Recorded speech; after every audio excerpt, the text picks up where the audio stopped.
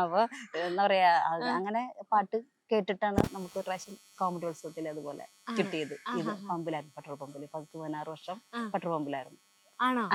അപ്പൊ അവിടെ പാട്ട് ഇതുപോലെ കേട്ടിട്ട് അവര് അവിടെ നിന്ന് എന്നെ വിളിച്ച ആദ്യത്തെ പ്രാവശ്യം. പെട്രോൾ പമ്പിൽ പാടുന്ന കേട്ടിട്ട് വിളിച്ചു. അത് ഏത് പാട്ടായിരുന്നു? അത് സൂര്യകാന്തി. സൂര്യകാന്തി. അതും കേൾക്കാം.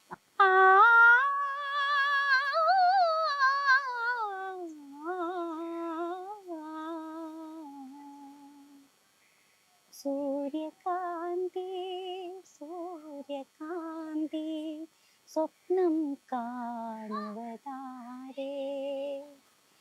പ്രേമ പൂജ പുഷ്പവുമായി നീ തേടുവതാരേ, ആരേ തേടുവതാരേ, ആരേ.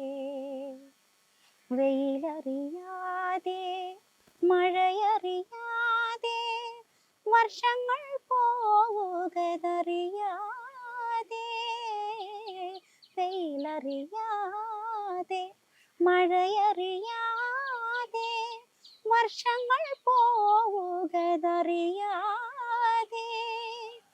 ദേവദാരുവിൻ തണലിലുറങ്ങും താപസ കന്യക നീ, ദേവദാരുവിൻ തണലിലുറങ്ങും താപസ കന്യക നീ. സൂര്യകാന്തി സൂര്യകാന്തി സ്വപ്നം കാണുവതാരേ.